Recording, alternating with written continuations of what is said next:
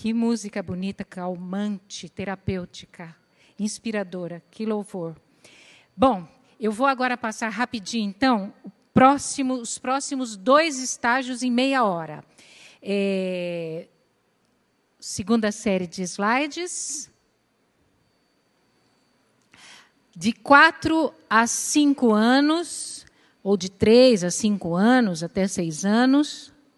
E depois, de 7 a 10 anos, eu vou fazer nessa próxima meia hora, sendo que dessas meia hora, 15 minutos vai estar para aquele assunto que eu prometi hoje de manhã, sobre o perigo das telas. E antes de avançar, enquanto está ligando os slides, e pena que eu estou longe de vocês, mas aqui está uma revista que eu comprei em 2010.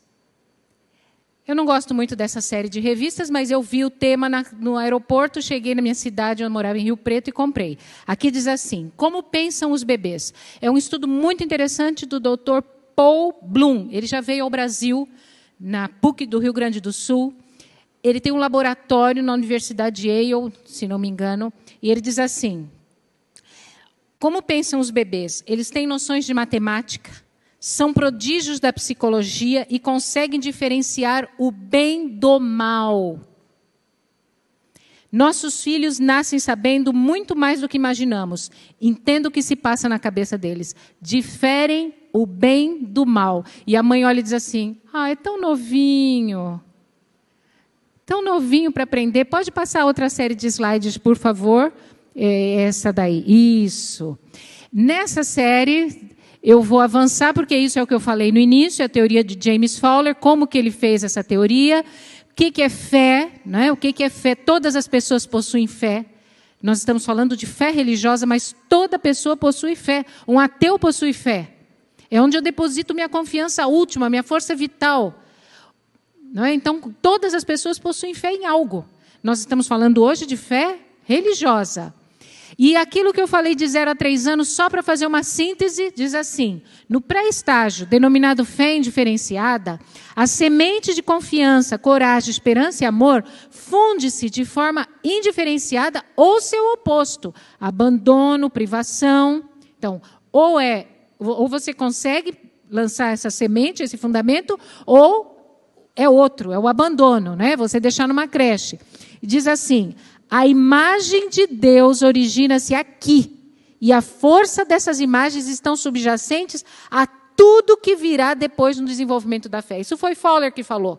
Tudo que vem depois vai depender do que foi colocado de 0 a 3 anos. Bom, aí começa o primeiro estágio, a fé intuitivo-projetiva. Como é que é essa fase? É uma fase fantasiosa, na qual... e imitativa. A criança absorve tudo que os pais fazem. Aprendem tudo do ambiente. Ou da creche, da professora, né, do adulto. Ela imita o adulto com quem ela se relaciona por mais tempo. E é influenciada poderosamente, então, pelos adultos, dos que mantêm os relacionamentos primários. Qual é o dom dessa fase? Imaginação, a fantasia. Qual é o perigo dessa fase? Preste atenção. Imagens irrestritas de terror, destrutividade, tabus diante da primeira consciência de morte do sexo. Egocentrismo é natural, mas pode ser exacerbado. Então, a criança, você coloca 3, 4 crianças de 4 anos, 4, 5 anos para brincar juntas, com bloquinhos de madeira. Na verdade, você acha que elas estão brincando juntas, mas cada uma está brincando sozinha, com seus bloquinhos. Não há ainda interação. A visão do outro ainda não existe, porque elas são egocêntricas. Então, ainda que elas sejam egocêntricas, nós, adultos, devemos incentivar neles a bondade, o altruísmo, porque não é natural, mas eles podem aprender, né, pela nossa influência, pelo nosso ensino. Outra coisa que eu gostaria de destacar, nessa fase, muitos pais, muitos professores colocam imagens destrutivas a respeito de Deus. Jesus não gosta de criança que fica fazendo bagunça na igreja. Já ouviram alguém falar isso? Jesus fica triste com você correndo na igreja. Que imagem de Jesus é essa? Jesus ama a todos, inclusive quem corre na igreja. É diferente de eu dizer, quem ama a Jesus Na casa dele, que nós estamos na casa dele. Outro ensino que Ellen White coloca muito claro, e Dona Rabinit coloca, eu até trouxe o livro da Dona Rabinit, eu tive a oportunidade de conhecê-la pessoalmente. Ela morou aqui no Brasil, ela fala espanhol, ela morou na América do Sul, ela já está bem idosa, não sei até se já faleceu, professora da Universidade de Andrews. Quando eu fiz a minha pesquisa, eu tive a oportunidade de encontrar com ela na Argentina. E a gente trocou ótimas ideias. Mas a consciência de que ela está na presença de Deus o tempo todo deve ser ensinada para a criança. E nesta vinda à igreja, a gente tem que dizer, nós estamos indo encontrar com Jesus. Nós não o vemos, mas nós vamos encontrar com Ele. Nós vamos à casa dele. E uma criança que ama Jesus vai à casa dele e respeita a casa dele. Então, é diferente de dizer, Jesus não gosta de criança que corre na igreja. Jesus fica... Então, essas imagens destrutivas que são colocadas nessa idade lançam tabus para o resto da vida, lançam imagens que vão acompanhar a criança de forma destrutiva o resto da vida. Então, muito cuidado quando a gente quer ensinar coisas, ensinando da maneira exatamente contrária. Né? Jesus fica triste, Jesus não gosta... Não, é você que deve, por amor a Jesus, se comportar na casa dele. Então, tem técnicas para você ensinar reverência, tem forma de você ensinar reverência, que não é o assunto de hoje, mas que eu gostaria de dizer para vocês. Cuidado nessa idade de lançar imagens equivocadas a respeito de anjos, a respeito de Jesus. Dê à criança consciência de que ele está presente em todos os lugares, olhando, observando, que ela está na presença de Deus, mas de uma forma carinhosa. Ele está velando por ela, ele está cuidando dela. Essa consciência que deve ser colocada. Bom, o que mais que a gente pode falar de 3 a 5 anos?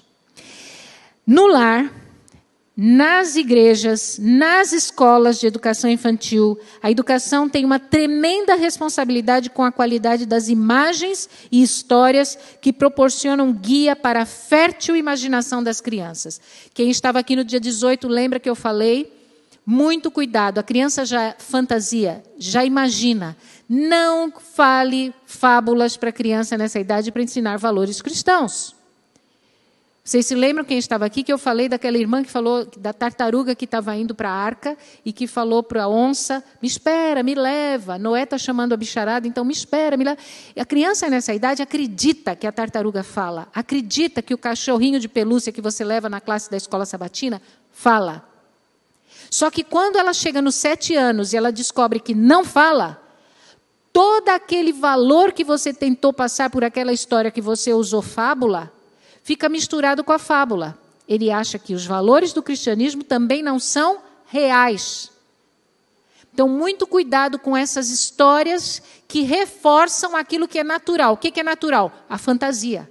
Ela acredita que o bichinho fala. Ela acredita que a árvore tem vida. Ela acredita... Tem vida, de fato, mas fala, se comunica. Né? Então, se eu reforço, misturando histórias com cunho moral ou espiritual, falando de coisas que não são reais, logo na fase seguinte, quando ela faz um esforço, ela luta para dissociar o que é real do que é fantasia, as verdades do cristianismo podem estar no pacote da fantasia. Porque elas sabem que bicho não fala. E você contou uma história com valores cristãos, dizendo que bicho fala. É isso que eu gostaria de destacar. Voltando um pouquinho. Locus de autoridade. Qual é o locus de autoridade? Desde o 0 ano, onde que a criança deposita a sua visão de autoridade, de heroísmo, de virtude. Quem concentra essas virtudes? Nos 3 primeiros anos, o pai e a mãe representam a Deus. De 3 a 5 anos, continua sendo pai e mãe o locus de autoridade. Continuam sendo aqueles que mais têm poder sobre a criança e influenciam sobremaneira com as suas atitudes, com a sua forma de se comportar. O que ensinar nessa idade? Ensine a louvar a Deus pelas coisas criadas, coisas concretas. Cantar. Gente, o poder da música. O poder da música, desde das 6 semanas de vida, de gravidez, já tem que ser música boa. Já tem que colocar música para a criança ouvir desde as 6 semanas de gravidez. O poder da música. Durante a semana, ela cantarolará as canções ensinadas no sábado. Cadê as professoras da classe do Ministério da Criança, Ministério Infantil? O poder da música. Não entende coisas abstratas. Devemos ensinar a orar agradecendo pelas coisas criadas. Agradecer pela maçã que você vai comer agora. E eu comentava isso outro dia falando sobre esse assunto. A minha irmã Thelma, que está aqui. Cadê a Thelma? Eu lembro que quando eu fui passar um tempo com ela na casa dela, em Belo Horizonte, o Wagner, o filho mais velho dela, estava com 3 meses de idade. E ela abriu uma pera e antes de raspar a pera, juntava, não sei se era 3 ou 6 meses, acho que é 6 meses, porque já comia perinha. Juntava a mãozinha para orar e eu ficava pensando, imagina, ele não entende nada, por que ela está orando? Porque eu, nova, não tinha feito esses estudos e não imaginava o poder do rito, de juntar as mãozinhas antes de dar o seio, antes de dar a pera. Orar e a criança vai crescendo, não somente aprendendo o rito, mas também você deve ensiná-la a orar pelas coisas concretas, pela comida, pelo nariz que ela tem, que cheira, sente perfume, pelos pés que já começam a querer se movimentar, e já começa a andar, e já começa a correr, agradecer por coisas concretas. Tudo isso que eu estou falando, gente, eu estou falando assim bem rápido, como dicas de coisas que você pode fazer, que as professoras podem fazer, que os pais podem fazer com essas crianças que estão aprendendo a se relacionar com o divino e com o sagrado, por meio de coisas concretas. Porque quando a gente fala de virtudes cristãs, a gente está falando de coisas abstratas, mas que eu tenho que tornar concretas nessa faixa etária. Bom, que mais que eu posso ensinar? De 4 a 5 anos, pensa em Deus de modo pessoal e consegue dar-lhe o verdadeiro louvor. Pode ter um contato pessoal com Cristo através da oração de agradecimento e petição. Acredita nos adultos, está pronta a ouvir falar de Cristo. Fale de Cristo de maneira bem simples. E o que mais me impressiona, irmãos, é que nós subestimamos a capacidade de uma criança de aceitar a Jesus, de entender o que é o erro, o que é o pecado e o que é a necessidade de salvação. Olha o que diz a ciência, porque isso é teoria científica, sobre o que acontece com a criança de 4 a 5 anos. Lembre-se que o bebê é capaz de discernir entre o bem e o mal? Lembre-se da pesquisa de Bloom? Entre no Google e digite Paul Bloom, laboratório que ele estuda, sobre como a criança discerne o bem e o mal, como o bebê, eles já conseguem perceber isso. Ela é capaz de saber, eu pequei, Deus me ama, Cristo morreu por mim, eu o aceito e eu estou salvo em Jesus. E a gente acha que é pequeno demais para entender. É ou não é? Bom, aí chega de 6 a 10 anos. Uau, já tem que parar. De 6 a 10 anos, eu tenho 1 minuto para falar. Eles aprendem a ler. Por isso, é muito importante. Eles começam a tentar distinguir o real do faz de conta. Se você contou a história de faz de conta aqui, quando chega com 7 anos, lembra-se que eu falei? Eles querem distinguir o que realmente é fato, o que é fantasia. Tem a capacidade de narrar a própria experiência, uma excessiva dependência da reciprocidade. Mas eu queria falar que eles aprendem a ler, conseguem memorizar os versos da Bíblia e a gente tem que dar a oportunidade deles participarem mais na igreja, porque aqui eles desenvolvem o amor pela comunidade de crentes, porque eles estão saindo do egocentrismo e passam a olhar o outro. E ao olhar o outro, eles começam a entender que isso daqui é uma comunidade de crentes. Então, eles têm que ter oportunidade mais de participar na igreja. O locus de autoridade sai dos pais e vai para a professora, para o professor. Vejam a importância de colocar numa escola adventista.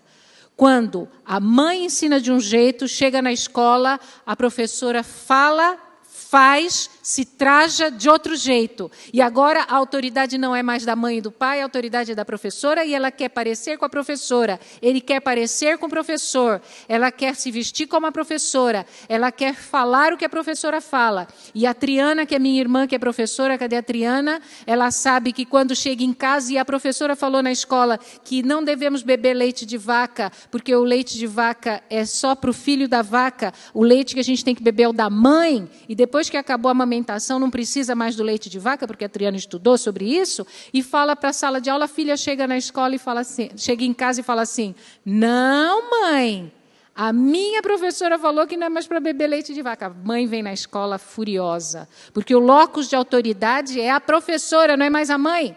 E se a professora falou, a professora...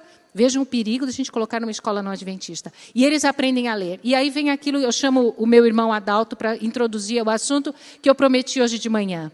O perigo que as telas estão introduzindo na cognição das nossas crianças e na falta de vontade de ler a Bíblia, de estudar a lição da escola sabatina, porque as telas estão dominando a maneira do processamento mental, e o Adalto, que é doutor em psicobiologia, vai falar alguns minutinhos, rapidinho. Eu até vou dizer para vocês, chamem o Adalto, ele vai morar aqui em Hortolândia, daqui a alguns meses, para falar com tempo sobre isso, para os adultos também, o perigo das telas.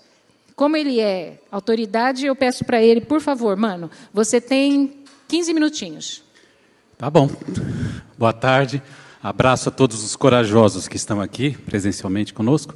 E também um abraço daqueles que estão em casa assistindo pela internet. É um prazer voltar a essa casa. Eu lecionei, ensinei aqui no início da década de 2000. Hoje de manhã encontrei com alguns alunos, é sempre muito bom. Eu assisti no dia 18 de setembro pela internet, lá em Ribeirão Preto, a professora Thalita falando na vigília sobre esse tema. E eu vi a luta e a angústia dela em relação ao tempo, ao cronômetro. O que ela está fazendo hoje é transferir isso para mim. Eu acho que tem a ver com a questão de irmã mais velha ou irmão mais novo. Acho que é um tipo de bullying. O que vocês acham? Ela transferiu para mim agora essa angústia, mas vamos lá. Aliás, ela é mais velha, tá? Vocês podem não acreditar. Porque não parece, eu sei, mas ela é mais velha do que eu. Eu tenho 5 irmãs mais velhas. Algumas não admitem que são mais velhas, mas todas são. Eu sou caçula.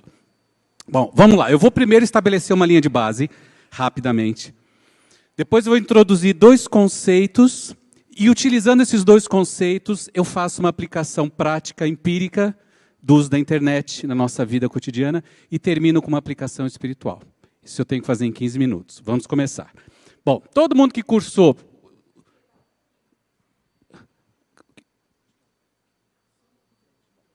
Todo mundo que cursou... segundo grau, ensino médio, viu isso já. Quem estudou para vestibular também viu. Eu acredito que todo mundo já viu isso em algum momento. Mas vamos só relembrar rapidamente algumas coisas. Bases neurológicas que a gente precisa para entender a minha fala de hoje. Ali um neurônio, todo mundo já viu, né, alguma foto? Tem o corpo celular, o núcleo, tem o axônio, que é aquele rabicho. Do lado de cá, esquerdo, os dendritos, que é onde o neurônio recebe as informações de outro neurônio, se comunica.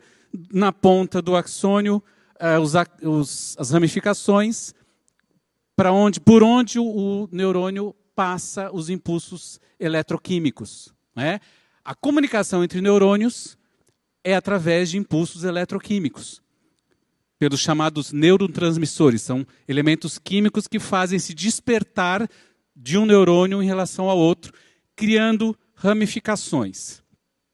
Aqui a sinapse é o espaço entre os 2 neurônios, eles não se tocam, eles se comunicam através desses neurotransmissores, e através dessa comunicação de sinapse, eles vão transmitindo a informação, o impulso eletroquímico, criando redes, circuitos, que nós chamamos de circuitaria neural, redes que são formadas em tudo que você faz e é. Então, todo o seu comportamento externo e interno, sensorial, visão, audição, tato, paladar, tudo é feito, você sente através de conexões entre redes de neurônios. Tudo que você pensa, interno, raciocina, julga, imagina, tudo que você é acontece através de ramificações de redes de comunicação entre neurônios. Então aqui eu tenho só uma foto para você entender. Eles vão se comunicando, formando essas redes, e tudo que você pensa, memoriza, é através dessa comunicação. Então estabelecemos a linha de base, né? Pressupostos da neurociência. Agora eu vou falar do primeiro conceito que eu prometi. Plasticidade cerebral.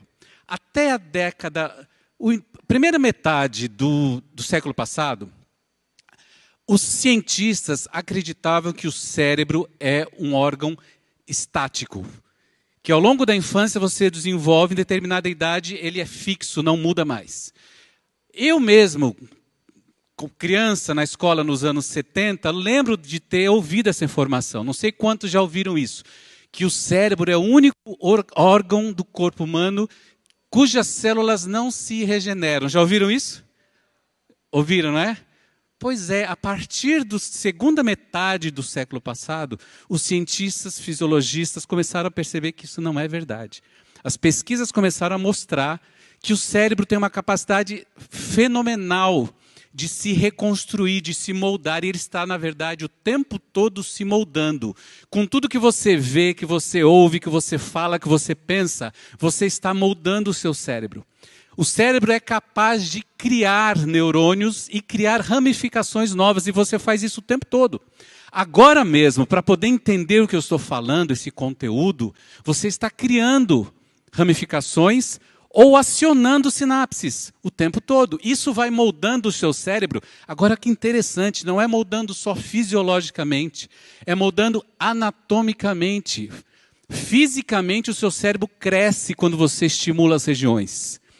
E também atrofia quando você deixa de estimular. O cérebro não é um músculo, mas a gente usa essa metáfora, como se fosse um músculo. Quando você exercita, as regiões que você estimula vão crescendo. Vão criando novas ramificações, novos neurônios. Eles vão se fortalecendo e se multiplicando.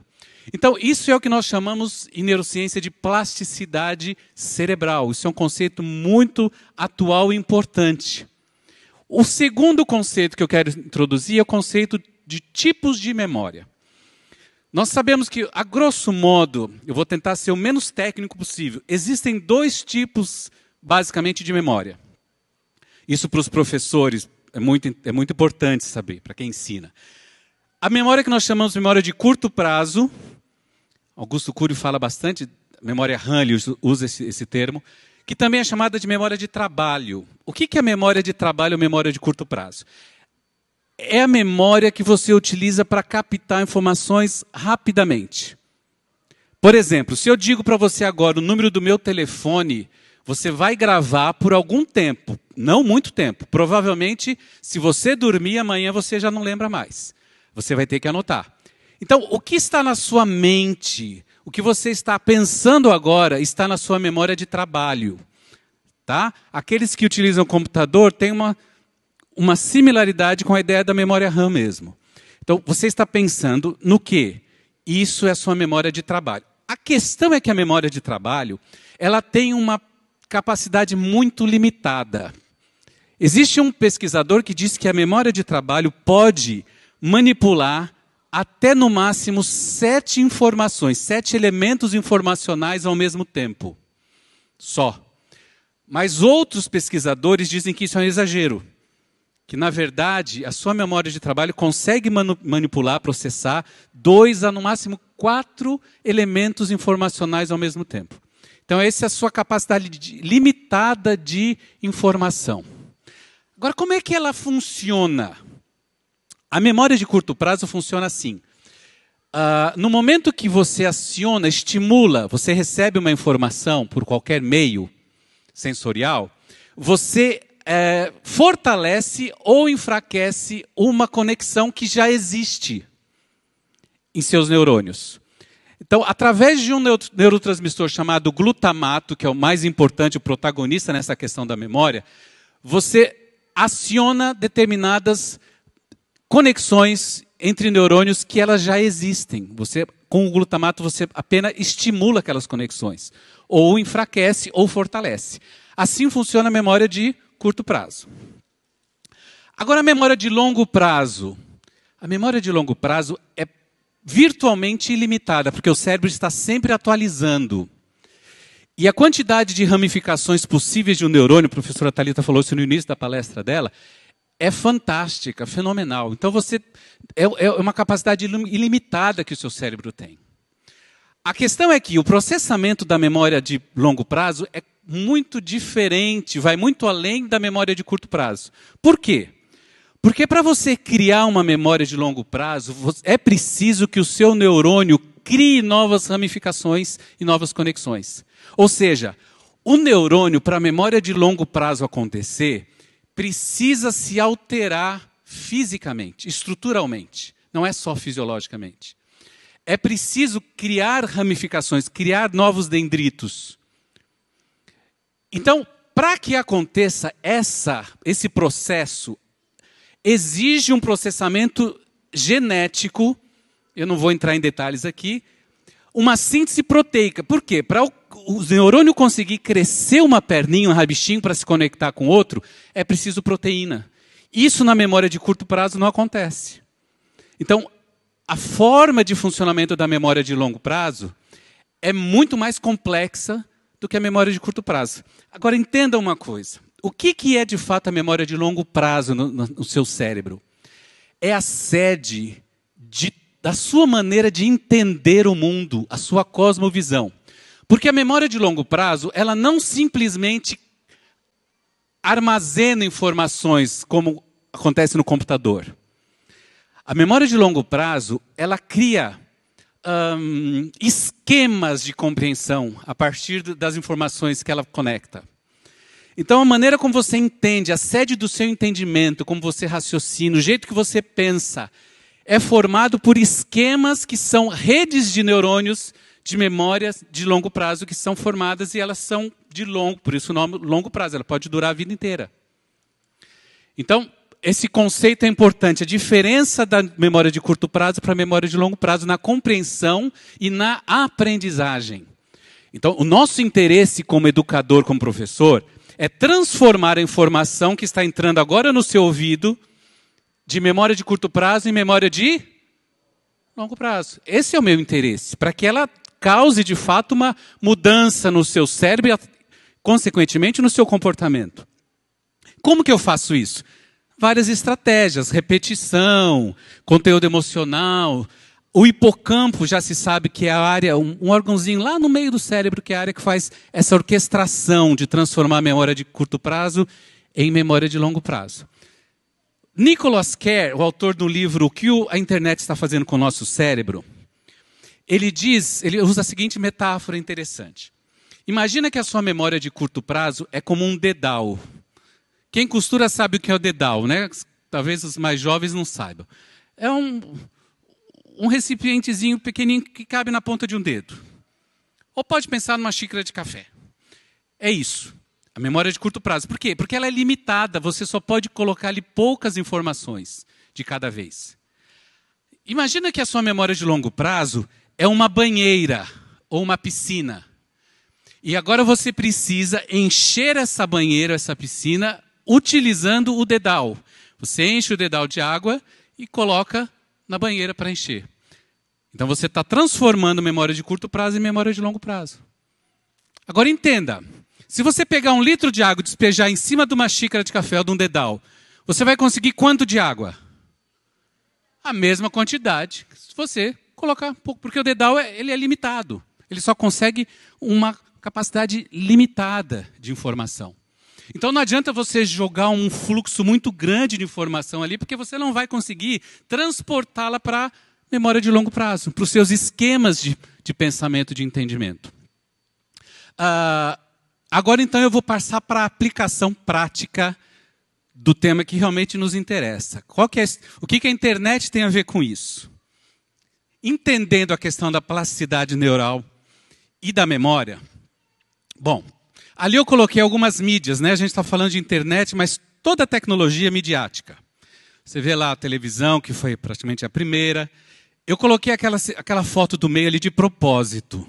Talvez os que têm 20 anos ou menos aqui nunca tenham visto pessoalmente um aparelho como aquele ali.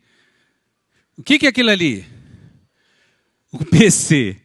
Quantos aqui trabalharam num desse tipo, conheceram um desse tipo? Quero ver as mãos. Estamos ficando velhos. Aquilo é um computador. Gente, paz, vocês crianças, jovens, naquela tela daquele computador só aparecia letra verde. Figuras, era tudo verde, não tinha outra cor. É verdade, só era verde. Então nós temos ali alguns exemplos de telas. Um escritor, no ano de 1964, olha, no meio do século passado, chamado Marshall McLuhan, ele escreveu um livro visionário sobre tecnologia. Esse livro hoje é tradicional, é um livro utilizado no meio de publicidade. Os alunos na faculdade de publicidade conhecem esses escritos, porque ficou assim emblemático. E ele dizia o seguinte: o meio é a mensagem. Por que ele diz? O que quer dizer essa frase dele que ficou tão conhecida? Vocês já devem ter ouvido e já devem ter falado isso muitas vezes. Eu lembro que desde que eu me entendo por gente, quando eu conheci televisão, eu ouvia sermões, meus pais, os adultos diziam isso. Olha, a TV, por si só, não é boa nem má. A diferença é o conteúdo, é o que você assiste. Já ouviram isso? Já ouviram alguém aplicar isso ao computador? Olha, o computador, o celular, ele não é bom nem mal. Depende do uso que você faz dele. Já ouviram isso? Acreditam nisso? Pois é justamente isso que McLuhan está dizendo. A gente tem a ingenuidade de achar que é só o que está sendo transmitido de informação que faz a nossa cabeça. Mas ele mostra, desde aquela época, que o meio em si, a forma como a informação é transmitida, também está alterando o nosso cérebro. Também altera o nosso cérebro estruturalmente. Lembra da modelagem da plasticidade neural? Então não é só o que você lê, o que você recebe de informação, mas é como você está recebendo. Por quê? Porque a internet, por exemplo, ela é caracterizada por quê? Uma quantidade imensa de informação simultânea e fragmentada. Enquanto você está numa tela de computador, você está muitas vezes ouvindo som, lendo. Enquanto você lê, aparecem links para você entrar em outras telas, aparecem propagandas. Ou seja, você é bombardeado por informações fragmentadas e muito rapidamente. Isso está formando um padrão no seu cérebro. Ok? Isso forma um padrão no seu cérebro. E esse padrão vai determinar a sua maneira de pensar e de agir no futuro. Ali ele tem uma frase interessante no livro que diz assim: no longo prazo, o conteúdo do meio importa menos do que o próprio meio na influência sobre o nosso modo de pensar e de agir. A informação que você está vendo ali é o pedaço de carne que é dado para o cão de guarda do seu cérebro, da sua mente, enquanto o meio, a forma de transmissão está destruindo, está alterando o seu cérebro. Então essa história de que o conteúdo que é importante, o conteúdo é só a distração. O meio está mudando a sua maneira de pensar, a forma do seu cérebro funcionar. 5? Tudo isso? Nossa, eu fui bem. Vou te deixar uns 2 minutinhos ainda de lambuja. Entenderam essa ideia? Quando você está diante de uma tela, antigamente os meios de comunicação, eles eram unitários no sentido de canal de informação. Por exemplo, o livro. Você usava o que quando você abria um livro? A visão. Você queria ouvir CD. O que era? A audição. Só. A televisão já veio, audição e visão. Mas o computador, além de ser muitas informações, você também está teclando ou usando mouse. Então você está utilizando várias formas de interação, vários estímulos, canais sensoriais diferentes. Existe uma metáfora que o Nicholas Carr usa no livro dele, muito interessante. Imagina que quando você abre um livro e lê, você está mergulhando num oceano de palavras, de conceitos, de ideias. Quando você está na internet, você está surfando, como se você estivesse de jet ski por cima do oceano. Ou seja, é muito rápida a informação, porém muito superficial. Você não mergulha mais. Isso está transformando, alterando o seu cérebro para passar a funcionar dessa maneira. Ou seja, muitos escritores têm confessado hoje em dia que têm perdido a capacidade de ler textos longos. E muitos jovens até falam, mas para quê? Não precisa, só precisa da informação ali, e quanto mais rápido, melhor. O problema é que, ao utilizar o seu cérebro com esse tipo de estímulo, outras áreas importantes estão sendo desestimuladas, enfraquecidas. Outras formas de comunicação, de interação, de redes neurais. Então você ganha em termos de rapidez, de acuidade visual, de interação visomotora, mas uma série de outras capacidades cerebrais estão sendo deixadas de lado. E o que acontece com o nosso cérebro em razão disso? Está se tornando um cérebro ansioso, inquieto e distraído. Essas três características. Por que é que os jovens e as crianças de hoje estão apresentando uma incidência enorme de depressão, ansiedade, transtornos de atenção? Por causa da superestimulação cerebral através das mídias. Entendem? O perigo disso? Então, o que nós estamos perdendo, na verdade? Nós estamos perdendo a capacidade contemplativa, capacidade de abstrarmos de forma profunda em conceitos. E agora, então, eu passo para a aplicação espiritual. Me respondam, que tipo de mente é necessária para que você possa ter comunhão com Deus? Uma mente distraída, inquieta e ansiosa, ou uma mente contemplativa?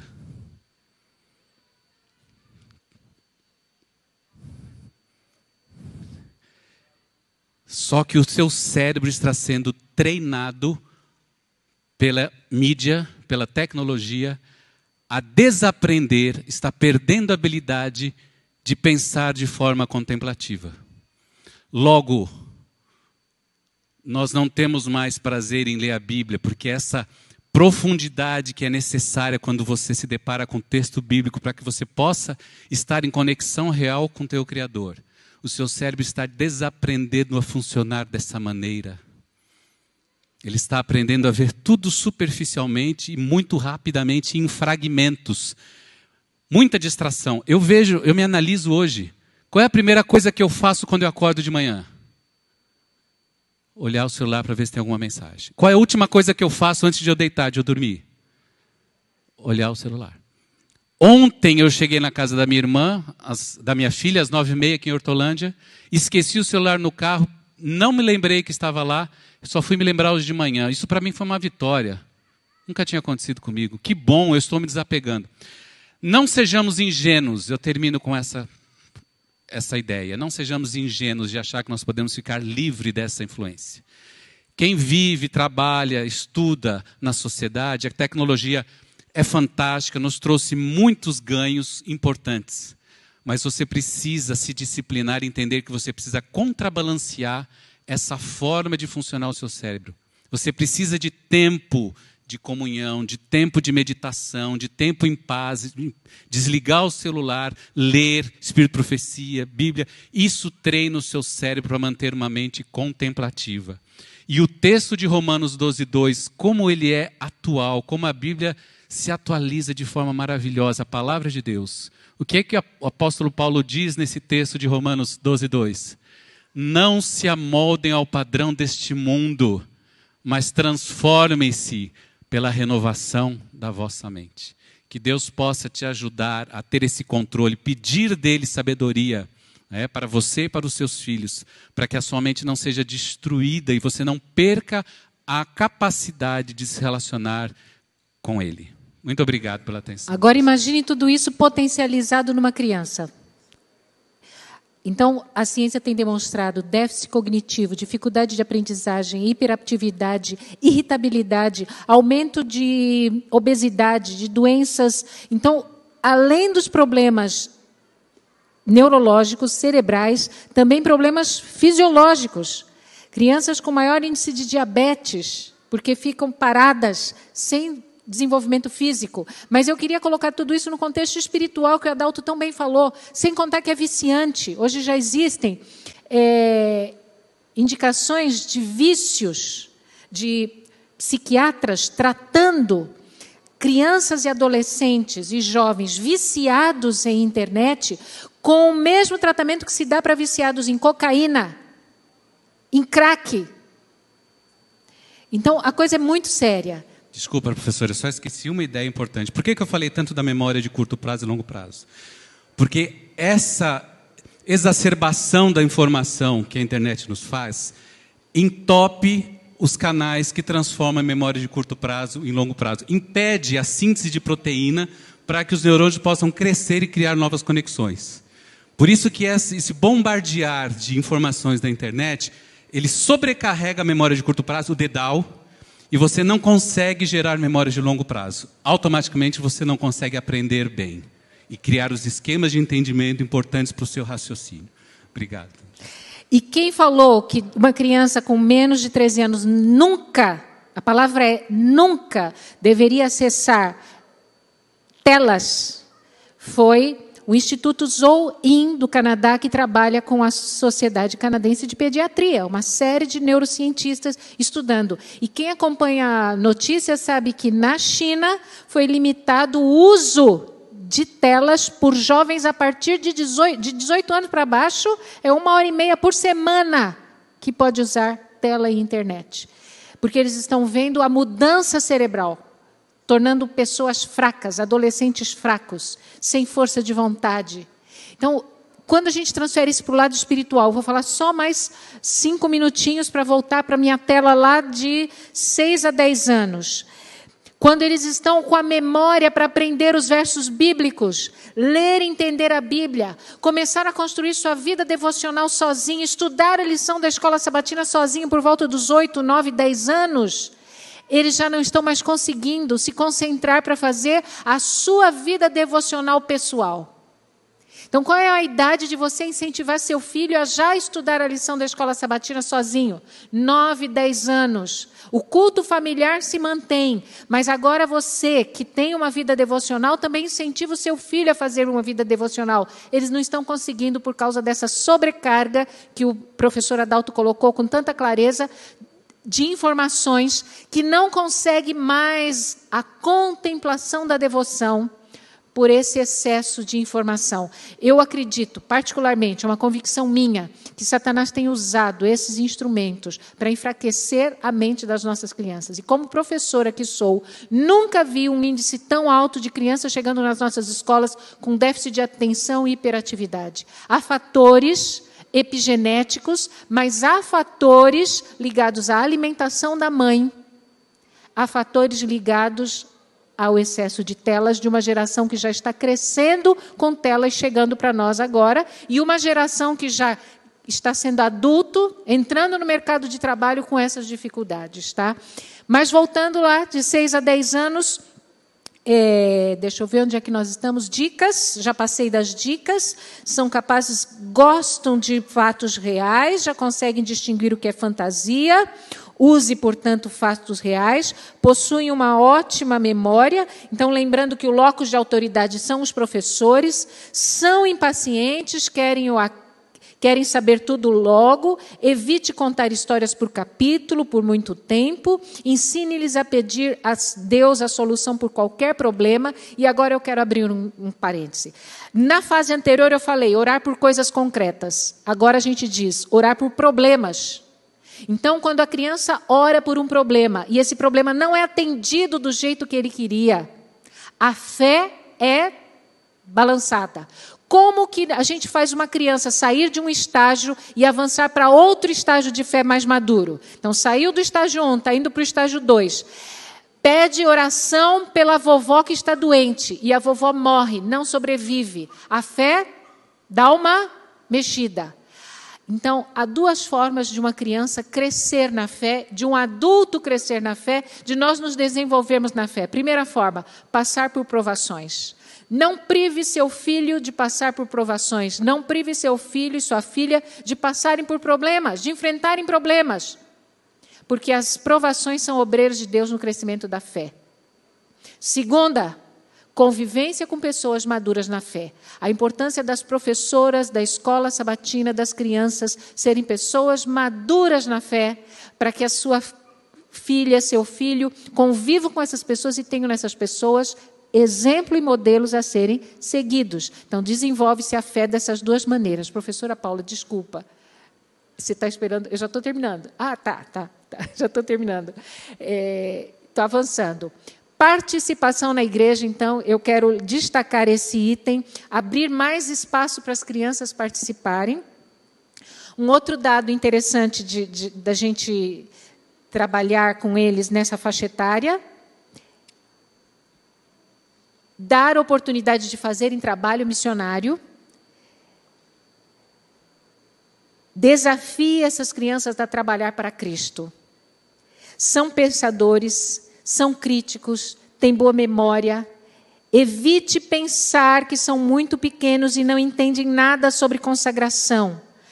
Por serem críticos, nós temos que ajudá-los a ver o lado bom das pessoas e das coisas. Hoje a gente comentava sobre isso. Eu falei isso no dia 18. Queridos irmãos, se você ama a sua igreja, a possibilidade dos seus filhos amarem a igreja será muito grande. Mas se você critica a sua igreja, os líderes da igreja, a possibilidade dos seus filhos abandonarem a fé também é muito grande. Por isso, muito cuidado com os comentários que nós fazemos contra a liderança ou a respeito de pessoas, criticando o vestuário, criticando o pastor, criticando programação, criticando na frente dos filhos. Muito cuidado com isso. O próximo já é o próximo estágio. Então, eu termino dizendo, eles estão saindo do exclusivismo e o mundo à sua volta os preocupa. Então, antes eles eram egocêntricos, agora saem do exclusivismo e começam a perceber a comunidade de crentes, mas também começam a perceber que o mundo lá fora precisa ouvir falar de Jesus. Envolver criança nessa faixa etária em trabalho missionário é muito importante. Levar crianças junto com você para dar um estudo bíblico é muito importante, porque eles passam a ver que o outro precisa ouvir falar de Jesus. Então, resumindo essa faixa etária, o locus de autoridade não é mais o pai e a mãe. São os adultos, principalmente professor da escola e professor da escola sabatina. Os líderes da igreja começam a adquirir relevância. Participar na igreja é muito importante. Mas o amor a Deus e o amor à igreja e o amor às pessoas que precisam ser salvas será plantado no coração da criança nessa idade, se ele ver isto nos pais. Se os pais se interessam pela salvação das outras pessoas, se os pais amam a igreja, se os pais demonstram amor pela comunidade de crentes e pelos que não são crentes, interesse pelos que não são crentes, nessa idade se planta também a vida devocional. Se o seu filho vê você lendo a Bíblia e fazendo o seu culto pessoal, você está dando a ele o exemplo que ele vai desejar seguir. Lembra-se, o locus de autoridade não é mais você, mas se ele vê você numa vida devocional pessoal, e você o incentiva a ter a sua vida devocional pessoal, também é essa faixa etária. Tá bem? Então, na próxima faixa etária, nós já entramos na adolescência e juventude.